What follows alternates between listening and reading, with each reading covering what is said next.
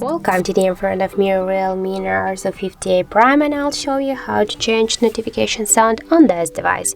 So first you should go into the settings application, and after that click here on the sound section. Here you'll see, just scroll a little bit down and you'll see the notification sound. Here we got default one, and you can select one from this available notifications. If you want to set your own ringtone, you should find the video how you can do this on our Hard Reset YouTube channel. I'll show you just how to change the default ones. So here, just for example, we'll go with a simple click OK, and now we can see that we just successfully changed our notification sound on Realme device.